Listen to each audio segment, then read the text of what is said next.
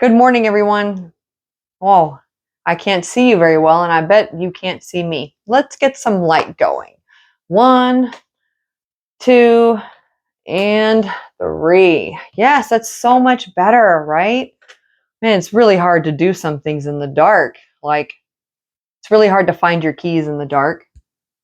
And it's really hard to stay awake and alert in the dark.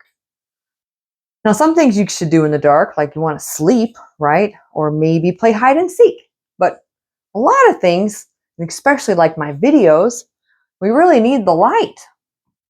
Now, why am I talking about light, you ask? It's because that's the whole source of today's lesson. I read this great verse, John 12:46. I have come into the world as light so that whoever believes in me may not remain in darkness. And I was thinking a lot about that, about what it feels like to live in darkness.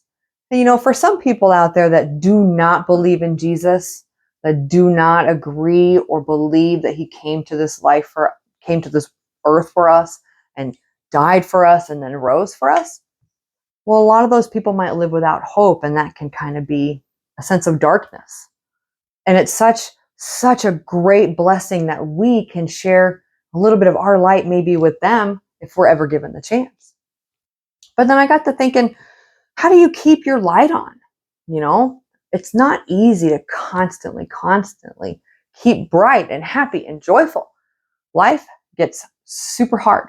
We get very busy. We get overwhelmed. People need us in all these different directions. Things go wrong. Sometimes they don't go right. We think we got it all figured out. And then not all the time we do. And it's really easy to let those worldly feelings seep in too, like sadness, depression, anxiety, or just being afraid. And then you start to find yourself right back in the dark again, and we don't know what's going on because we can't see anything. And this is just a really hard way to live. And you know how to stay out of a life like this? It's by clinging to Jesus. And it's by reading our Bible and coming to church and fellowshipping with our people and sharing the love and the light with everyone around us. We're called to do that in another John, 1 John 2:10. Whoever loves his brother abides in the light, and in him there is no cause for stumbling. So it's going to be hard, and sometimes we may even have just one little light off. But then we get it flipped right back on again. Those lights are going to flicker. Jesus knows this, and he's there loving us anyway, in our weakness and in our strength. So when your lights flicker, pick up the Bible, go to church, talk to a friend, talk to a parent, talk to someone about your problems, and share in the love of Christ. And that will really help you light it up.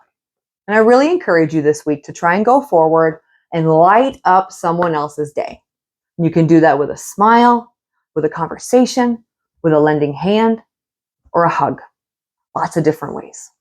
I can't wait to hear about something that you're able to do. I would love to pray for that chance now. Dear God, thank you so much for just giving us the light of the world, for loving us so much that you sent a part of yourself down to the world to be our light, to die for us and to live for us. And it's because of the love of your Son that we can live in the light. Thank you so much for this. And I pray that every voice that hears this has a little more strength to seek that light and to keep facing towards you. Thank you so much for your Son's love. And it's in his name that I pray. Amen.